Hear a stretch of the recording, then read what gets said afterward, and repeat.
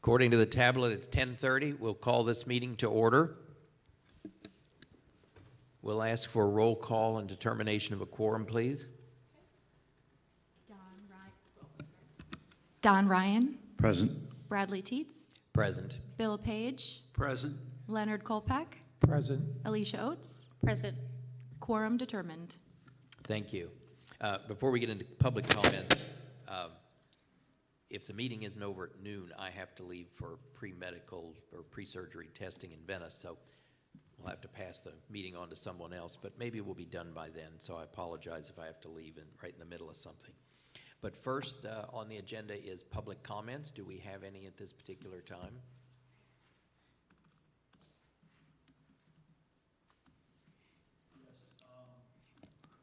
For the record, Todd Helt. I'm a GIS analyst, city employee, Geographic Information Systems analyst in the IT department. I sit not too far from this wonderful person here, Alicia Oates. I'm here to simply, I had inquired with Christine about possibly getting an item on the agenda. I understand it may not even be the most appropriate place for it, but I wanted to make a statement that employees are very interested, particularly like myself. I'm a almost 6-year employee with the city. I'm 58, so God willing, my full retirement age is 67. But I'm very interested, and I think other employees are, in the defined benefits plan and being allowed to join that in some way or join a different plan. I think it was April of 2022, there was a pay study done. The city leadership had that done. And one of the things that came out of that, my understanding is that opening up the defined benefits plan to employees that weren't, say, I don't know the exact number, but it's at least 10 years, probably more than that, since employees had the option of joining the defined benefits plan here at the city. Unless you're a fire or a police, totally different. But anyway, general employees. And I wanted to indicate that I, for one, in my personal situation, I'm very interested in it, in making progress towards that. Other communities allow it. Like I said, I probably got about 9 years left till full retirement age. And I got to figure out where I'm going to spend that 9 years. So hopefully it's here at the city, but I wanted to just indicate that it is very important. To the extent possible for you all, I would appreciate follow up with city leadership to see if that can be moved along. The last update I heard was it was going to be January where we're going to hear something about it, have some details to be able to make decisions with, or anything at all. And then that went by, and now I know HR is working on it. From what I heard from Cindy this morning, very, very hard. But at the same time, I'd like to know when that's going to happen. And obviously, you guys may not have any say in that right now, but I wanted to indicate that it's important to at least this city employee and I think others. Thank you. Thank you very much. We have been trying to get as much information as possible. I don't think there's too many people on this board that would be against that change that would benefit employees who are not in the plan. I don't know if Scott or anybody else here can give an update. I was going to give, is that coming through? I was going to give it under my report, but I can talk about it now so this gentleman can hear where we are. First of all, the decision to reopen the defined benefit plan is not one that this board can make. Okay, that's a city decision. But I have actually been working, I'm the attorney for the board, but I'm also, then the board knows about this, I'm also working with the city to reopen the plan. And we've been working with the tax attorney, and we've done a lot of work. And actually, I've already drafted the first draft of a proposed ordinance that would, in effect, open the plan to the current folks that what was it, 2011, I think it was when it was closed, and give those folks who have been working here since then the opportunity to get into the defined benefit plan. So it is a work in progress, and we're not sitting on it. It is in fact being worked on, and we're getting there. So other than that, I really can't tell you. There's a couple decisions and some things that have to be done with respect to the defined contribution plan, and I'm not going to get into the weeds, but there's some IRS limitations on doing what we're doing, and we got to make sure we cross all the Ts and dot all the Is before we can actually do it. But it's in progress. Well, without jumping too far ahead, are you planning to transfer that? I don't think I'm going to have to transfer it because that's why I did the ordinance now. So you think So it's I will have my part done before I retire. excellent? Thank Right. you. That's Is there why any I did other question on that topic at the moment? But we certainly appreciate you being here, and we're doing our best, but some of it's out of our control. Next is approval of the minutes from the December 14th, 2023 quarterly meeting. Has everybody received and read the minutes? Are there corrections or questions? And if not, do I hear a motion to approve as submitted? Motion to approve. We have a motion on the floor. Do we have a second? Second. We have a motion and a second. Is there call to question? No questions. We call to order. All those in favor signify by saying aye. Aye. Aye. All those opposed, like sign. The minutes were approved. New business. Welcome our new trustee, Leonard Kolpak, which I think you go by Len. Is that correct? Yes, sir. Yes. We certainly want to welcome you to the group. I was thinking overnight when I was awake that we seem to have a lot of turnover. Hopefully it's nothing I've said. And so we hope you will enjoy being here and perhaps stay quite a while. But if you don't mind, if you'd give us a little background of either your work experience or your experience on boards like this, that we can get to know you better. So I'm a retired police officer from Elmhurst, Illinois, which is a western suburb of Chicago. I was there for 32 years, that department and another police department, but combined, I was on a pension board for about 20 years.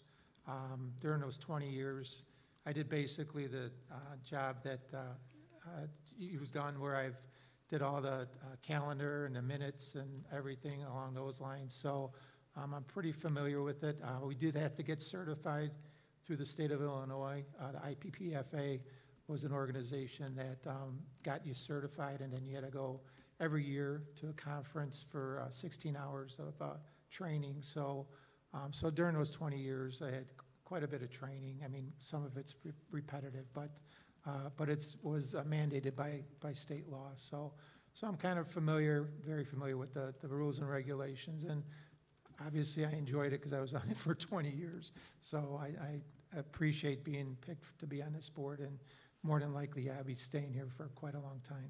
Well, we appreciate that and the fact that you do have experience. The Florida certification is through the FPPTA, the membership organization that does fire and police and general employee. And some of the members on this board either are in the process of becoming certified or are certified, and previous members have been certified. Christy, if you, I don't know if there's any sort of reciprocity that if you were certified somewhere else, you get a step ahead here. Probably. But Christy would have all the information if you want to be recertified. Yeah, Illinois was mandatory. Certification is not required here. Okay. That is not a legal requirement to be a trustee. Okay, Illinois it was. So. A certain amount of continuing education per term in some form or another is at least suggested, or our It's legal required counsel. At least once every 4 years. Gotcha. Okay. So that's not too tough. Okay. Yeah, I'm good for it. This year might be a little busy. We have a wedding coming up and stuff. So, but yeah, I mean, I saw that there was a class coming up, I think in Orlando and something. So I would be definitely interested in going to one of the conferences to get certified. I have been to both conferences and one of the schools just to see how they compare. And you do pick up a lot of good information, and you meet a lot of people that you sometimes meet over and over again when you go. Right. I typically try to go every 2 or 3 years to one of those kind of events, but they are worthwhile. Thank you. Well, welcome, and we appreciate any input you have. We'll move on to old business. Do you have anything for us, Chrissy? I do not. I was just going to mention that you all serve 4-year terms, but Len in this case is completing Bob Bartel's term. So his term's going to expire in April of 26, at which point you can reapply and be reappointed, and then we can keep you for 4 more years. Okay. Thank you. Consent agenda. We have the payment ratification, warrant 98, 99, and 100. New invoices were none, and fund activity for the period. So if there's no objection, we typically seek a motion to approve all those warrants together. Has If- everybody reviewed them, and are there questions? I was just going to say, I kind of want to break it down just for Len and just to go over what is the consent agenda itself. So these are just standard approval items, the things that we as the plan administrator at Foster and Foster are doing behind the scenes, like paying your bills and handling any member retirements, refunds, things like that. So the consent agenda is made up of the items listed underneath it on the agenda. So payment ratification, that means any warrants listed underneath that, those are bundles of invoices that we have already reviewed and paid. So we would just be seeking the board's ratification of those payments.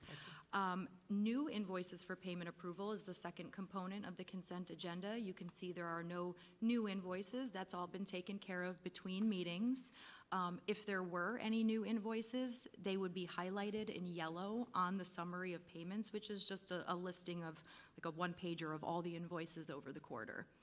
And then behind the summary of payments, if you keep scrolling, so starting on page 8 of 106 on the tablet, in the top right corner, you can see it says for ratification, warrant 98, and all the invoices are included.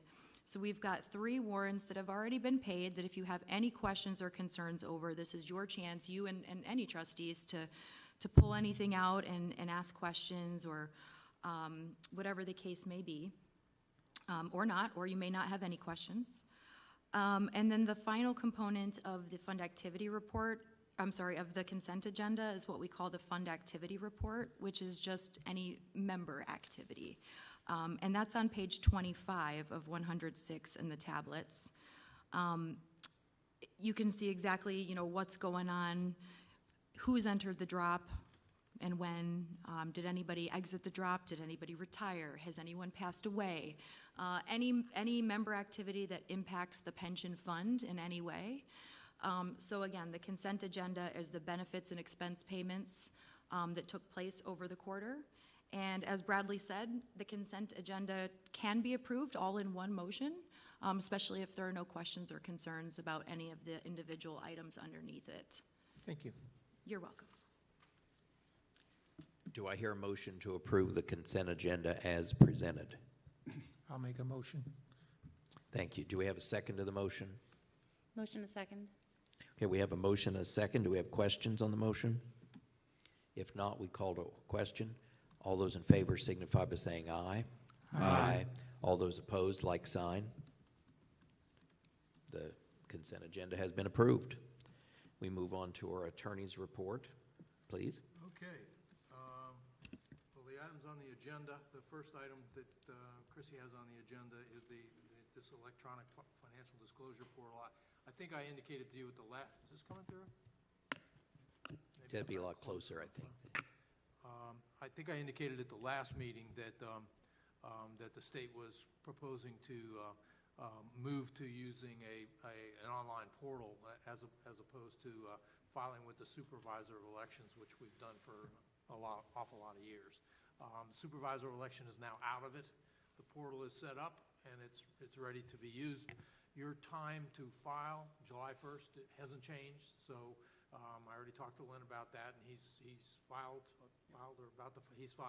So the rest of you, obviously July 1st is when you'll have to get on there, at least by July 1st.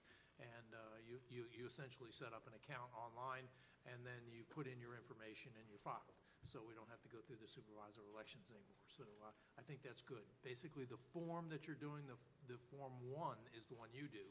And that form, they changed the format a little bit, but I don't think they're asking for any more or any more in-depth financial information from you. You may have read in the paper, and it may even be here in this city, I don't know. You may have read in the paper that the elected officials, the Form 6 that the elected officials have to file was changed considerably and is now requiring a lot more financial information from individuals than it did before. And I know up in our neck of the woods, we've had a number of commissioners and council people that just quit, said they're not going to provide all that information. So I don't know if you've had that experience down here or not, but that is not you. You're doing Form 1, and like I say, it should be pretty easy this year and a lot easier to keep track of. So, any questions about that? In that memo that I did, I gave you the login information and what have you, and actually, there's a little video that you can watch when you get in there and look at it to help you go through the process. So I think it'll be pretty easy. Len, you've already done it through the portal, so Yes. did you find I it to have be done pretty it. easy? And you've done it as well? Yeah, it's pretty short. I just It's hope I pretty- can remember how to get back in the next time because you create a user ID and all that. Right. But I noticed from the FPPTA, they had one last week, and I think they're having one in 2 or 3 weeks, maybe a month, about the new Yeah. financial filing disclosure webinar type thing. I missed the other one, and I can't participate in the other one because of work schedule. But I would encourage people who are interested to be sure to do that, and I wish I could. I hope they have a replay of it sometime that the FPPTA is offering. But the forms seem very similar, but I never have understood the logic of it anyway because you don't give numbers, or I don't see where you give numbers, and they don't know how significant things are or not, or I always thought it was kind of odd. But I finished it for this year and hope it's satisfactory, and everyone else should be encouraged to do so too. Okay, next item I've got is legislation. You probably know the Florida legislative session finished up, I think it was last Friday or the Friday before. We don't really have any significant pension legislation. Stop spitting into the mic. We don't have any significant pension information or changes that were made by way of legislation. A couple of things that kind of indirectly affect us. They did add to the list of individuals or job descriptions that are not subject to public disclosure of personal information. You may or may not know that police officers and firefighters, their information is protected. There's a number of general employee type people, I think human resources and different job descriptions that if somebody comes in and says, I want to know where so-and-so lives or what they're told, they can't, we won't give out that information. To that list, they have added in this last legislation, city attorneys, assistant city attorneys, I guess they've decided they need protection as well, so they are now not subject to disclosure. And also veterans, and it isn't all veterans, it's only veterans who have a secret or top secret clearance, or were part of a special operations, that's what they call it, I think, special operations team, which would be SEALs, Green Berets, that sort of thing, Rangers. But those folks don't automatically get the protection. They have to actually come in and apply for the protection. Now, and obviously for us, it's only what we have, we, the pension board. They would have to make a separate application to the city if they wanted their information from in the city's records to be protected as well. But so there's a little more to it than it's just not an automatic thing like a lot of the other job descriptions get. So, and I had a thought about that. Well, why are we doing that? And at the end of that legislation, it actually talked about the fact that apparently terrorist groups keep track of those kinds of people. And so that made sense to me then that we're protecting their personal information. So anyway, that's the only legislation we had this year. So any questions about any of that? You know, when the legislature doesn't fool around with our pension stuff, it's probably a good thing. Next item I've got is to give you a quick update on the ESG reporting. If you recall at the last meeting, I think it was the day before it was due, last time we met on December 14th. On December 15th, we were required to file with the state a comprehensive report having to do with our compliance with a piece of legislation that was adopted last year that basically said that when we're making investment decisions, that we're not allowed to use ESG, environmental, social, or governance issues. We're not allowed to use those in making decisions to make investments. And I think our consultant will tell us we never did that anyway, but now it's the law, so we had to change our investment policy statement to put those restrictions in there, which we did, and then we had this report that was due on December 15th. And I think I told you last time we tried to get the state to approve a report. I actually got online with a number of other pension attorneys around the state representing 300 to 400 different plans. And we came up with a one-page report that tracked the statute, and it was designed to have attached to it the investment policy statement that we amended, right? Which was really all we could do as far as compliance was concerned. We attached that, and we tried to get the state to look at that before we submitted it on December 15th, and they wouldn't give us an opinion. So they got that report from 300 to 400 different plans, all the same. And surprise, surprise, they sent out an email to all the administrators saying, it's a good report and everybody's complied and this is sufficient, so we're good to go. So anyway, now again, more busy work than anything else, but we have met the requirement and we don't have to do it again for another 2 years. So I guess that's good news. But all right, next item I've got. At the last meeting, recall we had the gentleman that came in and had an issue with the language that we had in the plan with regard to being able to change your joint annuitant if you elected a joint survivor benefit, and the way we had our plan worded.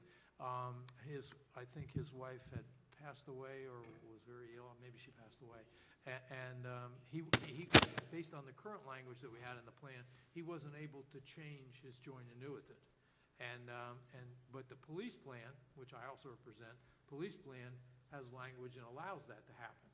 So the board directed me to do an ordinance that would allow him to change his joint annuitant. Now you're thinking, gosh, doesn't that cost the plan something? The answer is no. He has to pay for the recalculation. And actuarially speaking, he will end up with a benefit that's equivalent to the benefit that he currently has. The life-only benefit is really what he has left. So that being said, I did the ordinance. I sent it to the city manager, and at this point, they haven't taken any action on it.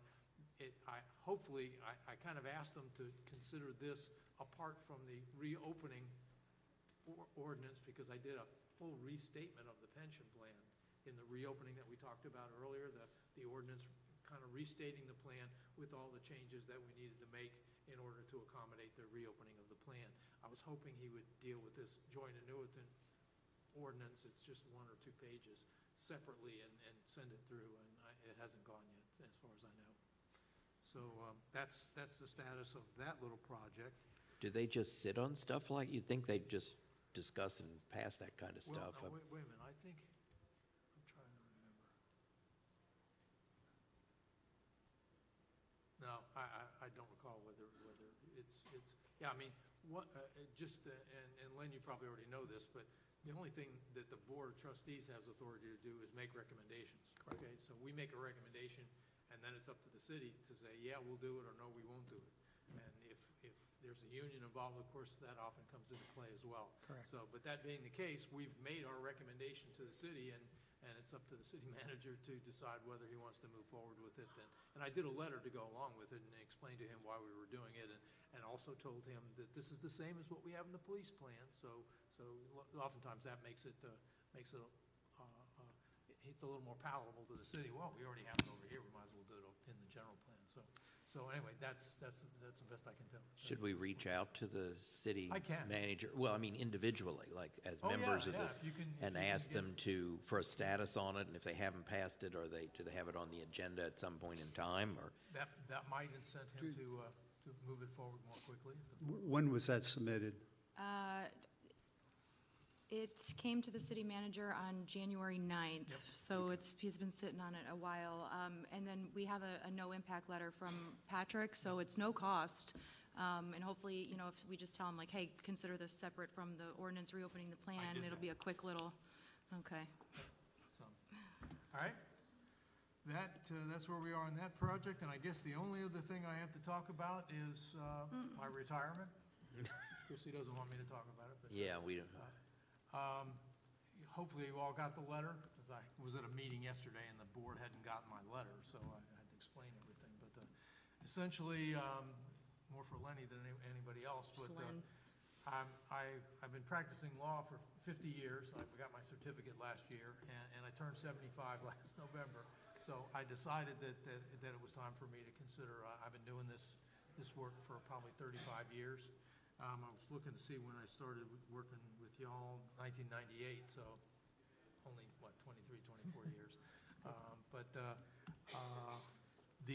What I proposed, at one point, you may remember that my partner Lee Diener, Lee passed away several years ago, but at one time he and I were representing 160 different plans. We're doing 80 plans each, and we downsized just before Lee passed away. A couple of years before that, we downsized. We gave up some of the plans that were farthest away, so we didn't have to spend so much overnight and do so much driving. Then when he passed away, I couldn't do all his plans and all my plans too, so I had to downsize again.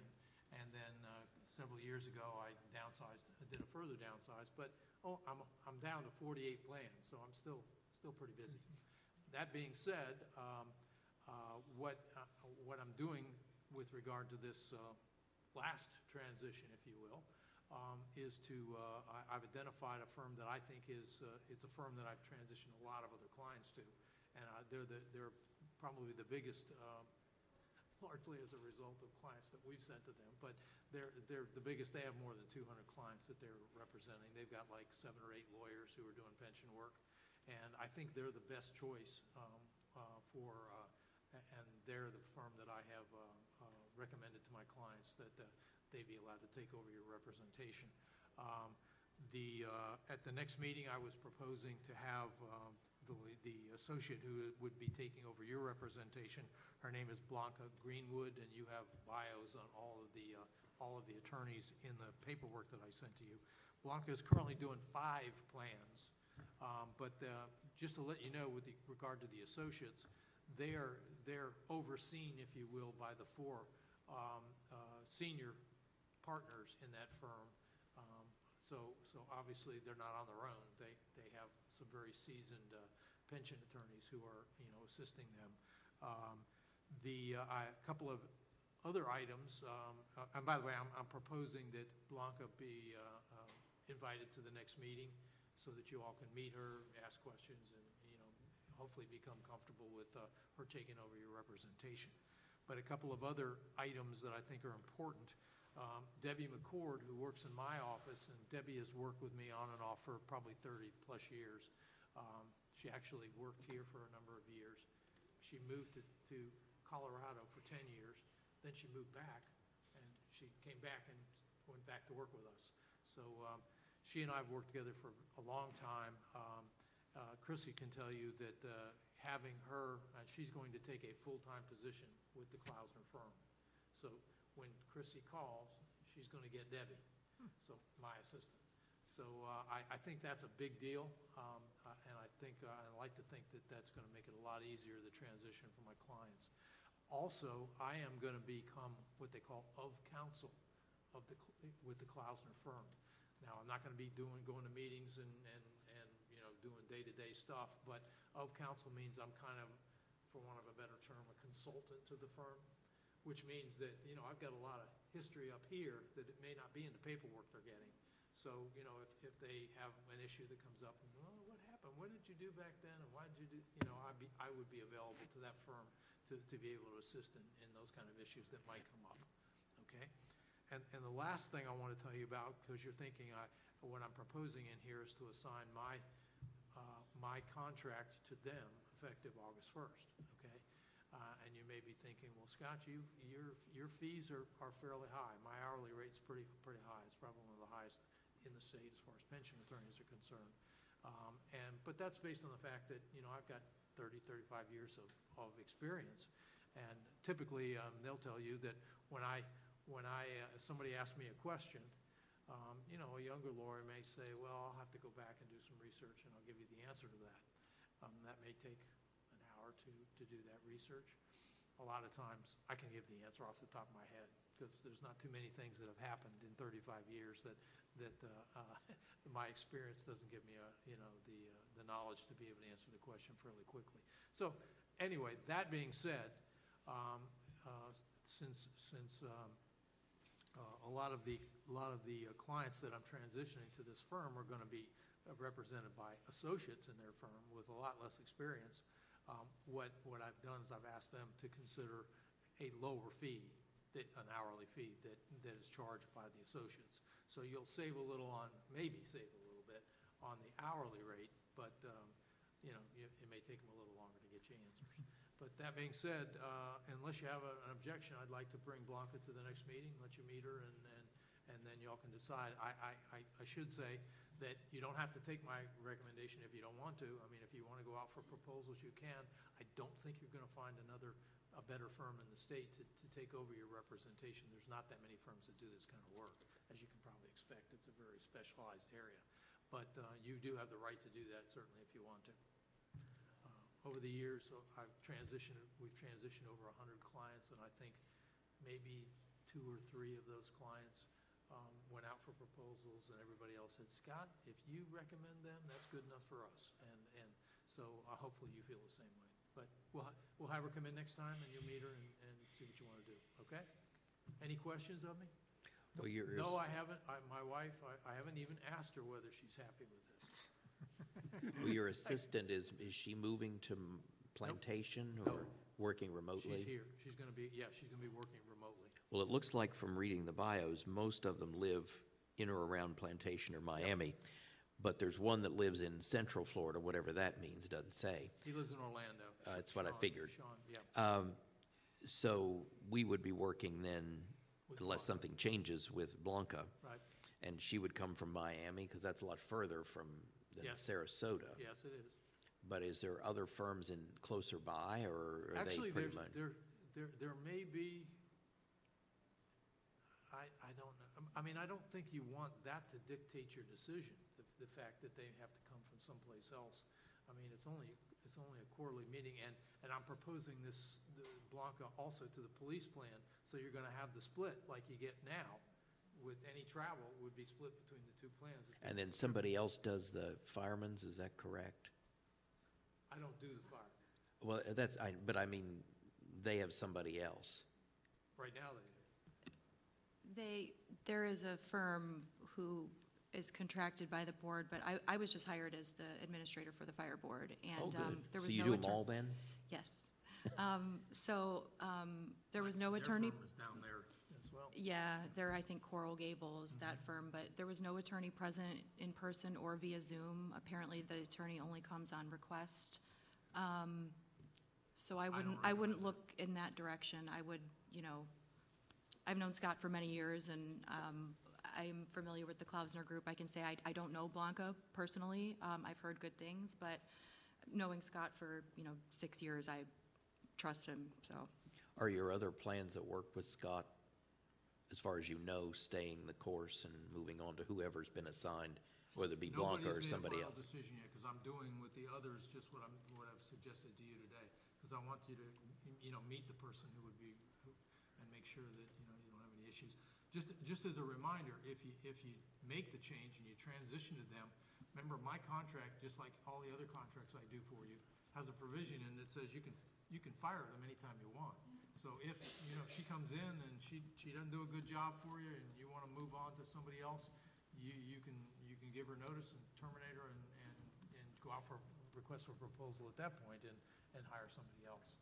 But like I said, the number of firms that actually do this kind of representation is very limited. Does anybody else have questions about our prospective new representation until they can meet her next time and learn more about the firm?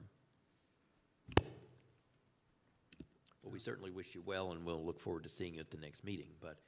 This is hard for me. I mean, I've got a lot of friends in a lot of different places around the state, and, if somebody says, boy, are you happy about it? Well, yeah, I guess, but I'm still going to miss everybody, Well, their meetings are open to the public, so you're welcome to come back and visit. Yeah. If you need a fix, to watch a meeting in progress. Get a pension fix, right, that's a good idea. Or you could be the 5th trustee, Bradley, if you decide to come off the board, we'll get Scott.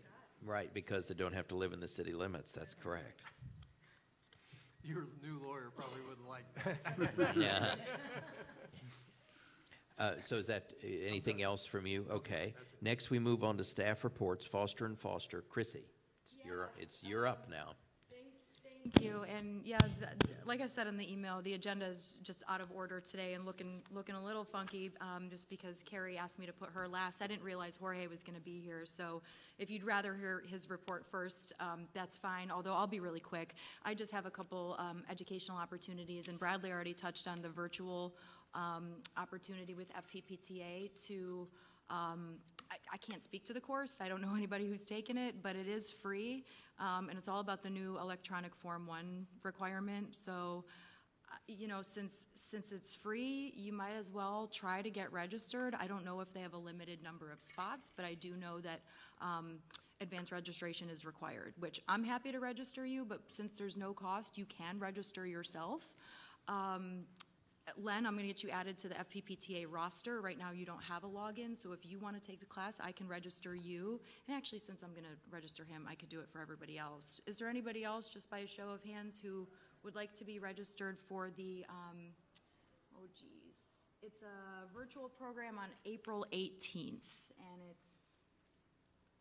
it says it's 2 p.m. I don't know if it's a video that posts at 2 p.m. or if it's live. I truly don't know. But if any of you are interested, I'm happy to register you. I think it's live, that lady, because I got the email about it and it showed her picture. And well, it was on maybe their FPPTA site under events. Okay. So I think each one of those is live, but I can't swear to it. Okay, so Bill, was that a hand? Okay, and Bradley, you already filed, so you're good. And Len, you filed. Do you want to take the course anyway? At least give me the login and everything. Sure. I could Yeah.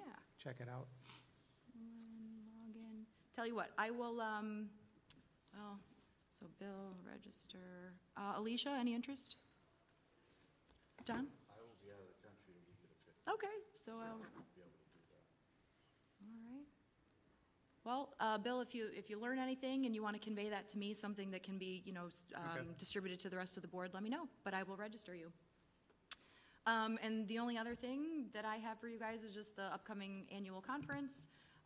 It's not a school in the sense that you can start working on like a certificate, Len, kind of the way Bradley alluded to earlier. It's more of, you know, networking. There's some pretty good speakers, but there's no formal sit-down classes. But it's still worth it to go if you ever want to attend an event, and this goes to you as well, Don, because you're new as well. If you want to attend any event and there's a registration cost, call Foster & Foster. We will handle that portion because a lot of these registration costs are $750, $850. We don't want you to pay that out of pocket. We'll talk about the rest of the travel and reimbursement procedures once we, you know, are on that phone call, but anytime you want to go somewhere, let us know. You can contact me, you can call the main office number and say, hey, I'm with this board, I need to talk to somebody about travel. However you want to get in touch with us, just let us know and we'll handle it. Thank you. Well, you and I discussed that I would like to try to go to the June conference. Yes. And I sure hope they have a discount on those rooms, because if I went to the right site, it's like $450 a night for a room at that place. So Yeah. hopefully the pension board discount is more, because usually they're in the 200 It should something be, range. normally, I feel like it's like $199 a night and then Yeah, tax. I feel we guilty try to going get the if it's going to be taxes knocked off. $400 a night. Yeah, no, that's, it shouldn't be. There should be a group rate, something about $199 a night. So if And you then could- anything out of pocket, like if you know, valet parked, if you had to pay for parking, if you, tolls, you submit and we will reimburse you. Because that's, you know, out of pocket expenses in the course of education in your role as a trustee. So, just in a nutshell, you want to go somewhere, you want to do something, give us a call. And that's all I have today. Next, we move, thank you, Chrissy. You're welcome. Next, we move on to the investment consultant report, which I guess we have, sure doesn't look like Carrie, but No, not we Carrie. welcome you just the same. Thank you. Yeah, Carrie had a conflict. I wasn't originally supposed, I also had a conflict. I wasn't really supposed to be here. That's why she has to be moved to the end. I then ended up being able to come. She's obviously still taking care of that conflict. So that's why we have a lot of depth in consultants, and you have this team approach here. So it ends up working out very well. I know for the benefit of the new trustee, Len, I know we talked earlier, and based on your intro, already have some experience in pension plans, but I am the investment consultant. My name is Jorge Friggles. I work in conjunction with Carrie Richardville. We represent ANCO Consulting. What we try to do for you is make sense of the markets as best as we can, make good recommendations to the board, make sure you're in compliance with your policy statement, help you draft that compliance statement overall and then monitor the investments. So I'm sure you're very familiar with the role that we play, so we're very happy to do that. We've been longtime consultants to the plan, and we work on all of 3 Punta Gorda plans, the fire, the general, and the police here. So very, very happy to have that long-standing relationship with the entire city. So by all means, if as we're going through, please feel free to ask any questions on the report or our role overall. So with that, I'll start out in the Fick and Co book on page 5. We'll set the table from an economic perspective, as we typically do. And as I think about 2023, which is what we're really talking about, the end of 2023, even through now, though, really. And if you look on page 5, those dark blue bars, right? You see for the quarter, the market up 11.7%. The table below, up 26.3% for the entire calendar year 2023. So as I think about that year and kind of characterizing it, what I think about is what happened that year is a celebration of what didn't happen, right? And what didn't happen is you didn't get that big recession that we all thought we were going to get. We were going to have to get bailed out by the Fed because the economy was going to slow down so much. None of that happened. We actually had a pretty robust economy. Inflation was a little bit stickier, I think, than they'd like. We had to actually continue increasing rates through the summer, and it's held there since then, and even through yesterday's Fed meeting, continued to hold there overall. But the markets really celebrated that, and particularly in the fourth quarter with these double-digit gains, celebrating the pivot that they came out and made, that there's going to be rate cuts coming in 2024. They reaffirmed that in yesterday's meeting as well, 3 rate cuts they're expecting to have in 2024. Now, of course, the market at this time, what happens when they say rate cuts? They want a lot of rate cuts, and they want them fast. That didn't happen. The Federal Reserve has pushed back on that. The markets come to that realization that they're not going to happen quickly. They're probably going to happen at a more measured pace. I still think there's a scenario where no rate cuts happen this year, but the market still seems to think that is. The Fed is still communicating that. I think the closer we get to election time without a rate cut, the lower the probability gets, because the Fed doesn't want to be seen as playing politics as you get toward the back half of the year. So to me, they have a little bit of a window here, and if you don't get any rate cuts, I think by the end of summer or September, there's a good possibility you don't get any rate cuts. Inflation's been sticky enough. Energy prices have been creeping up little by little more recently overall. I think you are seeing some economic slowdowns. You're seeing the consumer struggle a little bit despite all these great economic reports we get. I think anecdotally we know that consumers are struggling. We see higher credit card debts, higher delinquencies in a variety of different respects. Even the unemployment numbers, which yes are still good overall at 3.9% unemployment, when you kind of look under the hood, we've lost full-time jobs. All the jobs that are being created are part-time work. And we've never had more individuals with 2 jobs before in the history of them keeping statistics. About 8.3 million people have that second job. So people are struggling to make ends meet. So when we talk about their economies being resilient, I probably wouldn't classify the consumer as being so resilient. I would classify them as surviving overall, right? They're doing a lot to make ends meet, I think, in most segments of the consumer market overall. But nonetheless, geopolitical issues bubbling around the world, and obviously election things coming later on this year. The market seems to be shrugging all that off, as you see, with the double-digit gains. And even this year, we're up about 8% or so in the market. All 3 indexes hit record highs yesterday, the first time all 3 indexes have hit record highs together since 2021. So the market continues to shrug off some of these concerns, and we continue to benefit from that. And you'll see some of the benefits in your overall portfolio performance from that. But definitely still some potential catalysts for volatility coming throughout later this year. So we'll take what we have so far and try to protect it through the rest of the fiscal year. The only other thing I wanted to point out on this page is the green bars. And so the green bars represent fixed income. And as we were meeting last December, right, we were in the midst of that big rally in fixed income, right? Up until about October of November in 2023, we're going to have negative performance from fixed income. It would have been the first time in the history of the bond market to have 3 consecutive calendar years of negative returns. And when the Fed came out, right, made the announcement there was going to be rate cuts, you saw a big rally in bond prices. The 10-year went from 5% down to 3.8%. That resulted in a 6.8% gain over the quarter, which encompasses all of the positive gains of the entire year for fixed income. It was essentially all allocated to about 6 weeks, right there at the end of the year. So far this year, as they've come back from those expectations that the Fed rate cuts were going to happen sooner rather than later, we've seen rates drift upwards. Fixed income has been more flat to negative performing so far this year, even though the equity markets have been very strongly upward. So that's kind of the lay of the land, at least from an economic perspective. Any questions on the economy overall? All right, perfect. So then we'll flip all the way to page 14 and get into some of your asset allocation. Obviously, with a good capital market appreciation over the quarter, you ended September at $50.8 million. You ended the year at $55.1 million, so about $4.3 million or so gained over that quarter. Very consistent from an asset allocation standpoint. No issues there. Page 16, which is something we always reference, and Len, this is a direct feedback into the investment policy statement, where we are from a broad asset allocation standpoint based on the thresholds we've set in the investment policy statement. You see very close to the targets across all the asset classes.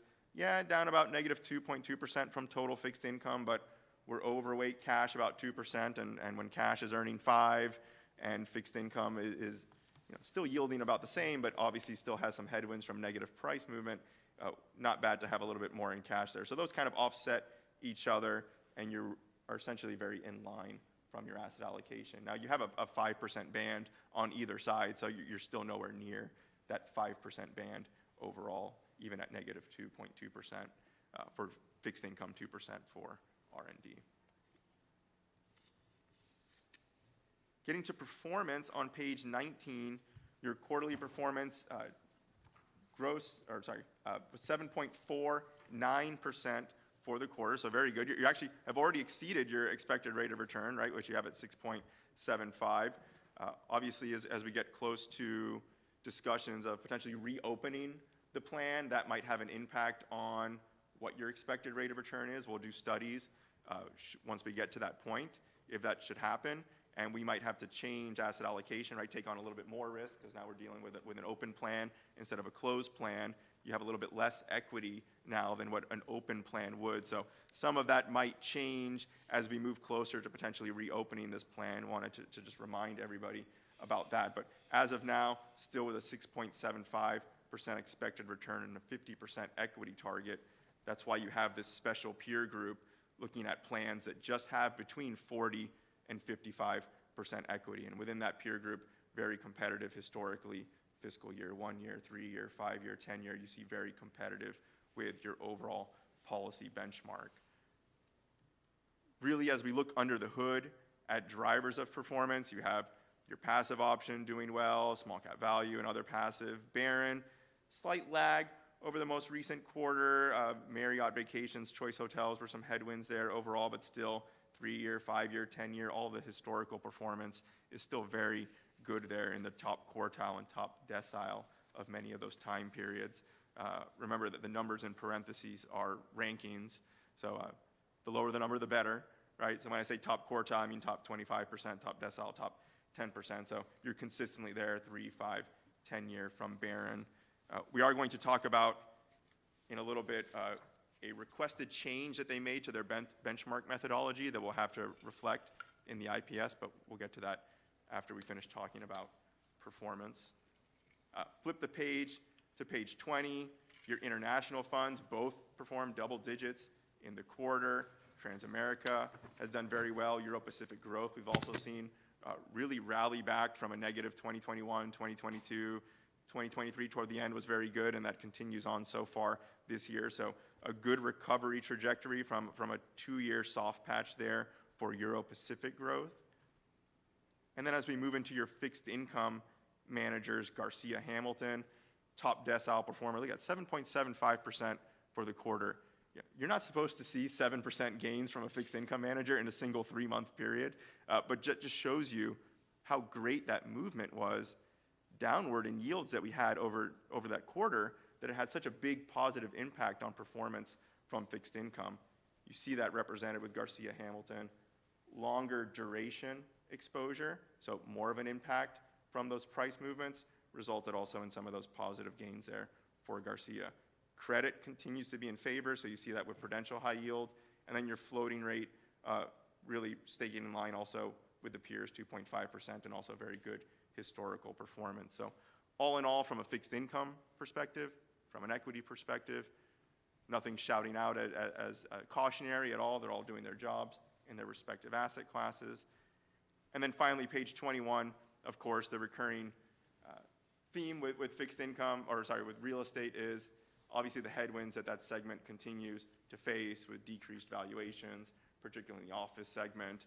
You know, some cracks emerging in the multifamily space, still not a lot of liquidity. There's no transactions happening in the space, very little transactions, at least for them to base valuations off of. So very much still in a continuing negative revaluation type of phase overall. It's been going on for about a year and a half now, and it will probably continue potentially even for the balance of this year until we start to see some transaction activity start to come back into the market. But hopefully we're getting to a point where it will at least start to plateau toward the end of the year. Instead of seeing -5s and -6s, you might start to see -3s and -2s, and we'll get to a point where it's maybe slightly negative, and we can actually maybe just realize the income off of those real estate holdings overall. But we are continuing to monitor developments in that real estate space. We have ongoing updates from our real estate analyst and other real estate managers, so very much keeping a close eye on the developments in the real estate space.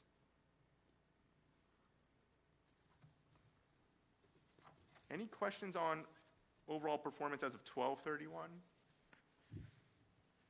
Well, is it safe to assume that since we didn't get out of the real estate some time ago, that now we're stuck as we were last quarter? So yeah, we're still stuck. There's still no liquidity in the real estate market from Intercontinental or ARA. ARA is in a little bit better position in the sense that they're at least still paying dividends. Intercontinental has suspended all dividends and redemptions, so we're not even getting income anymore from Intercontinental. Each manager is dealing with these kinds of headwinds a little bit differently. Some have frozen everything, some continue to pay dividends. ARA, out of all the managers we use, probably the best positioned. I think it has probably the most resilient performance in this environment overall, and one of the few that are still actually honoring some redemption requests overall, and at least still paying out some dividend distributions. But for the time being, we are still locked up there. You're getting closer to your target, which is a good point. You're very much in line with your target. So at least at this point, we've come down to a point from being overweight real estate to inline real estate. So now that negative performance isn't becoming so much of a headwind. It's now, as long as we track the benchmark there, it's not really a positive or a negative to your overall portfolio performance, at least versus your policy, now that we've seen enough devaluation there that we're back in line with our target overall. But certainly, once liquidity opens back in this space, definitely a conversation that could be had about how you want to engage in that space going forward.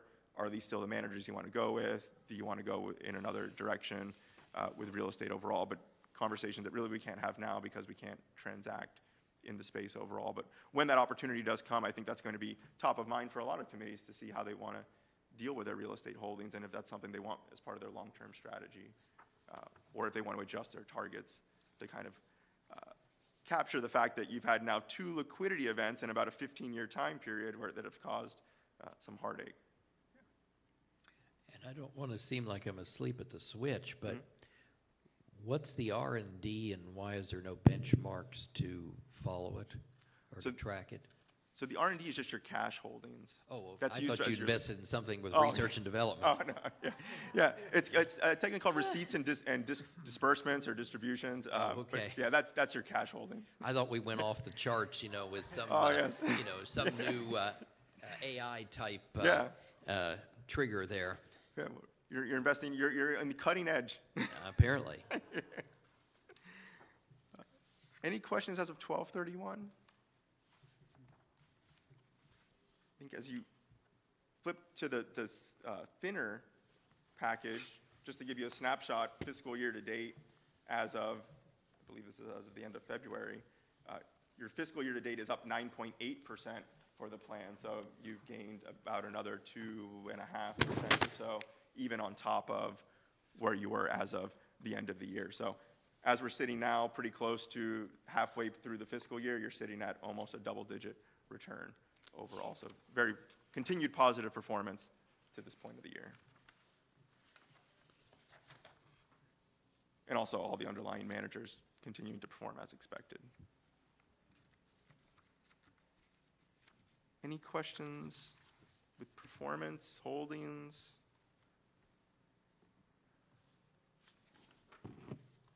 All right. Is that hearing none? Do we hear any questions? Comments? Great. Jorge, well, we appreciate you coming, Oh, and no problem. Carrie here's to Yeah. be the grand finale or the encore performance. Yeah, and we still have two quick topics left. If you all would please turn to the two handouts I gave you right before the meeting started. So this is an updated IPS and a Barron performance. So as I mentioned during my comments on Barron, the manager has asked for some more flexibility in their benchmark. I know originally they were meant to be a small cap manager, but as we've seen, issues in the small cap space grow in size and have had successful holdings, and they want to continue to hold those holdings.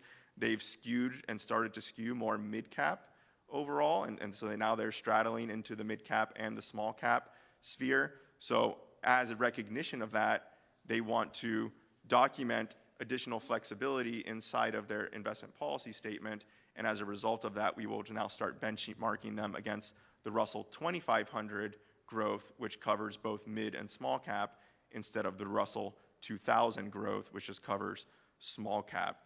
You can see the proposed language there in the red line version there that they've requested as far as adding that flexibility inside of the IPS. And the single handout just shows you what that fund would look like, not only against the current benchmark, which is the Russell 2000, but also against the proposed benchmark, which is small and mid, the Russell 2500. And you could see that regardless of the benchmark, they're still performing very well. They're still adding value in that asset class space over the intermediate to longer term period. So from a monitoring perspective, changing that benchmark isn't going to be overly significant, but it is more reflective of kind of the underlying exposures that they have. So they've requested that we bring that to the board to have that approved in their addendum for the IPS.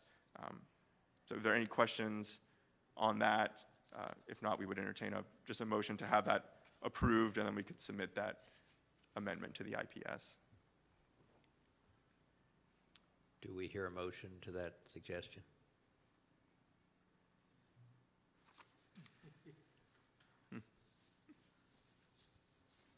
I was going to ask a question when we got to the question section, but since we don't sorry. have a motion, over the last few years, we have, throughout many of the sectors, tried to move to more of a passive, index-oriented strategy because of costs and so on and so forth.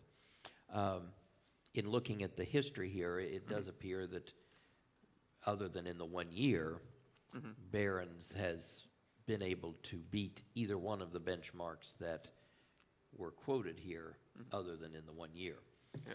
And so the question would be, should we at this point then consider one of the indices going forward, or some variation thereof, knowing that the cost of Barron's would be more than having more of a passive type position like we have done with some of the other sectors? Yeah, I think this is a good time structurally. So what I was thinking, and Carrie and I were talking about this before, is we give them that additional flexibility now, so they have that and that's documented. But by all means, it's something we can discuss from a structural perspective, right? We don't want to find ourselves in a position where we're off balance. And I think right now, you have your total market index, right? You have your small value, and now you have your, what was supposed to be small growth, kind of offsetting each other, but now that's grown into mid growth. So now you're kind of off balance in that small mid cap space where you're unintentionally a little bit more overweight growth. and you have the additional overlays of an active management component there overall. There are ways, and I think this is a good time to maybe look at that, to look at managers that maybe cover small and mid together, both from a benchmark perspective and maybe from an active management perspective, and maybe how those work together overall in a low-cost fashion. So we maintain some balance and some market cap. We keep the market caps in proportion to the broader market. What we don't want to do is find ourselves in a position where we become too overweight small cap versus the broader market, or too growth oriented versus the broader market overall. And to control for that, I think it could warrant some future discussion at a follow-up meeting, or at the next meeting. We can kind of look at that structure and the exposures within the small mid-cap space, and what we can do to maybe balance that out, including passive options and maybe reworking some of that. Well, then the follow-up question is, if we don't sign the form here by a certain time, do they fire us, knowing we could always fire them and go to some other, either another manager or an index type focus? But I'm assuming they want us to sign this form, but the question is, well, what happens if we don't sign the form? If we don't sign the form, I imagine they'll continue to operate the plan as they see fit, or the fund as they see fit, based on their process. They're technically going to be violating the terms of their IPS, because they're going to have more, I think, mid-cap exposure. They're not going to have the flexibility that they'd like. I think what's happened is their small cap holdings have grown into mid-cap holdings, so it's not like they're actively buying mid-cap funds. The new language would give them the flexibility to actually make purchases in the mid-cap space, and there's some language in here about, at the time of purchase, things must be small cap. So I don't think it would really impact the way they operate. They'd appreciate the extra flexibility overall, but I don't think they'd be in a position where they would fire you. Well, I understand they're not going to run a fund just for us. Yeah. I mean, that's pretty obvious, because we're not a big enough player that they'd run a fund just for us. So I just wondered what the end result would be if we don't sign it, or because we didn't get a motion, so we don't have a. This is a separate account, isn't it? It is a separate account, yeah. This is a separate account. This isn't a fund, so you can direct them and they follow what you tell them to do. I wouldn't think It's not like a they. mutual fund. You can't tell them anything. Right, but I would assume they don't run it just for. I just figured it was a private fund for many different people and not just for us. They do run it for many people, but this account's separate for you, so it's in your name. They make all the trades in your name. This is an account at, Sam, I don't know where the custodian is on this one particularly, but they do make everything in the name of Punta Gorda General overall. So you can give them some mandate. They are managing. They try to keep consistency across all the separate accounts, right, that they manage, and they implement the same kinds of decisions and trades. But this one is specific to you, and if there's any nuances there, they can manage that in accordance. And I just want to kind of follow up and say, from a separate account standpoint, they have reached out to me to say this is essentially the smallest separate account that they do. So, if there's a possibility that they may resign the mandate, our thought was maybe we would do this today, and like Jorge said, take a holistic look at your domestic equity kind of piece going forward, just to buy us the time to kind of do that. And really, the way the policy is written now, unfortunately, the mandate wasn't really defined. It just kind of said small cap growth, that like style. So, there's been allowed to be kind of some drift there, because we didn't say it's defined by X% capitalization weight, et cetera. Well, it's certainly a good thing when your small cap holdings become mid cap holdings. That's just by normal business. That's great. And we don't really have a category called mid-cap. Right, and that was kind of part of why we didn't have a problem, as long as they could show their kind of, prowess in that space too. We didn't really have a problem kind of letting that happen, for now, because they are really beating both benchmarks. And what you see is net of fees. It's not gross. That handout is net of fees. So I would certainly appreciate at a future meeting knowing more about what options we have, but I'm not averse to signing the agreement if the board chooses through a motion and to do so. I'd be willing to make a motion to approve this addendum. Okay, we have a motion on the floor to approve me signing the form, or whoever signs it. Second. And we have a second on the floor. Do we have additional questions or comments? If not, we'll call to question. All those in favor signify by saying aye. Aye. Aye. All those opposed, like sign. Hearing none, the motion passes. Thank you. Jorge, we don't need to re-letter the paragraphs. Okay, You got two A's if you re-letter them. okay. Yeah, yeah, we'll clean that up, and Yeah. I do have a clean version here, so it's probably reflected in the clean version, the re-lettering, and we'll get that for your signature after the meeting. And submit it with the state, submit it with the manager, and then come with some analysis and some exhibits next quarter about just looking at that small mid-cap space and exposures overall. And at the same time, should we consider mid-cap or, subject to what kind of performance you folks are seeing in relation to the small cap offerings? Yeah. Because we don't really have mid-cap specifically delineated, and maybe we should take something from somewhere else. Yeah, and what's been popular more recently is something called SMID cap, right, where you have a manager that has an opportunity and has a flexibility to go into mid cap and small cap and gives you the opportunities across both of those, because it is such a small segment, even when you add the mid cap to the broader market. If you look at the entire domestic equity market, small and mid cap together make up about only a third of it. 2/3 of it really is in the large cap space. So to carve out mid and small together, they end up running into this issue where they end up getting into an overlap and they end up running into each other. So having this category called SMID cap and using things like the Russell 2500 and things of that nature that cover both small and mid together, there's opportunities in that space to provide you with managers that have the flexibility to go everywhere, small and mid cap, and there's a lot of depth of managers there for us to be able to bring to you overall.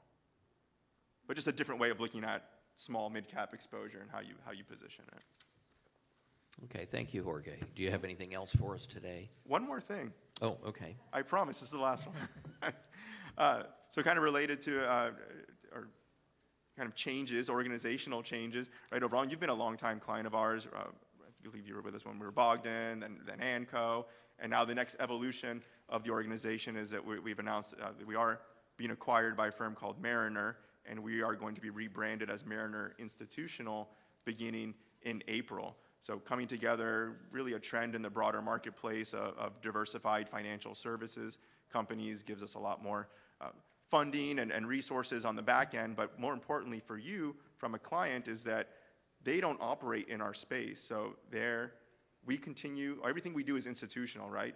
And institutional, when I say that, is public pensions, 401ks, foundations, endowments. They don't operate in that space. They operate in the wealth management, estate planning, some small business valuation, taxes, things of that nature. So really good to be part of that diversified company, but everything that has to do with institutional type of client work continues with Mariner Institutional, which is what Anco will be called. It will continue to run through our RIA, which was separate from their RIA. Everything they do on the personal side will remain separate. Everything we do on the institutional side will remain separate. We just share a common parent company overall. So from that point, you'll still get the independence that we've always been able to offer you. Our entire team is coming over. All our partners are becoming partners of the new combined entity overall. So lots of positive changes. You'll probably just see a new logo at some point this year. Less of the green. Unfortunately, the ampersand will go away. I know a lot of people will miss that overall, but really from a client perspective, that's probably the extent of the impact you'll face overall and experience. But none of our contract provisions change at all. Our pricing doesn't change. You still get Carrie, you still get me, you still get the entire team out of Winter Park, Florida. That's where all the institutional work will continue to be managed and processed through overall. So really nothing changes other than the nameplate from a client experience standpoint overall. There is a consent letter that needs to be signed based on regulatory approvals and the way that our contract is, just acknowledging the transaction overall. So we do ask that that consent letter be signed by the board, but other than that, happy to continue working with the board and just under a new name, but same faces, but new name. Okay, thank you, Jorge. Any other questions or anything from you, Carrie, since you? I thought he summarized it really eloquently, so happy to answer any questions, but I don't think I have anything to add to what he said, so thank you. You missed introduction to our new trustee. We Yes, have another new Very one. nice to meet Nice you. to meet you, Welcome too. aboard. Look Thank forward you. to working with you. Appreciate that. Can I make a quick comment on this? And Okay. I thought he did a good job explaining it as well, but what you're doing today in the piece of paper that you have materials that you received. The consent is, and you used the term acknowledge, and that's really what it amounts to, because your contract is currently with ANCO Consulting LLC, all right? Your contract will continue to be with ANCO Consulting LLC, but they're changing the name. So it's not really an assignment of the contract, because it's the same corporate entity with a different name. So they're giving you notice, and you're acknowledging the fact that you understand that there's been what they call a change in control. All the stock for ANCO is not going to be owned by the local folks anymore. It's going to be owned by the parent, right? Those are the two changes that are happening. I would add to that I would recommend that you authorize me to do an updated contract with them, because currently we have a contract with ANCO that we've done addendums over the years to add additional legal requirements and what have you, as well as fee changes. And I think it makes sense with this change, to do a new contract with the name, the Mariner Institutional, as the name on that contract, and then we'll put everything in it that needs to be in it. We're already negotiating that with their folks. So I would like to do a new contract with them, if you'll approve that as part of authorizing the chairman to consent. Okay? Do I hear a motion to approve the new contract document? I'll make a motion. Do I hear a second? Second. We have a motion and a second. Are there questions on the idea, motion? If not, we call to question. All those in favor signify by saying aye. Aye. All those opposed, like sign. The motion passed. I guess that carried with it that they're going to sign the Yeah, consent, too. the consent, yeah. Thank you very much for your time. I don't know if Carrie, you had any other comments, but that wrapped up all the comments I had. I would echo the thanks. Thanks for your time today. Thank you. We move on to point 10, trustee reports, discussion, and action. Do any of the trustees have any points they'd like to bring forward today? If not, we move to point 11. Do I hear a motion for an adjournment? I move we adjourn. Do I hear a second? I'll second the motion. Okay, we have a motion and a second on the floor. Any discussion on the motion? Hearing none, we'll call to question. All those in favor signify by saying aye. Aye. All those opposed, like sign. Hearing none, motion passed. Meeting adjourned. And you got out here in time. That's right. I have some things